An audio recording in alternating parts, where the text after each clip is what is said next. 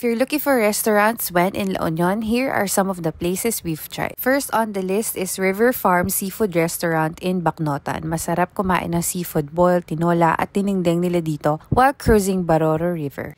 If you're in San Juan, go to Waves Point, isa sa mga pinakabagong restaurants in the area. They offer Peruvian dishes na babalik-balikan mo. Kung magawi ka naman sa Luna, go to Don Segundo House of Antiques and Restaurant. Aside from checking out their antique collection, try the offerings of the restaurant kagaya ng pigar-pigar at dinakdaka. Kapag nasa San Fernando ka naman, don't miss out on the famous Halo-Halo de Iloco for, of course, their halo-halo na maraming cheese at siksik sa ingredients. Meron rin silang iba pang Filipino comfort food dito at Ilocano specialties.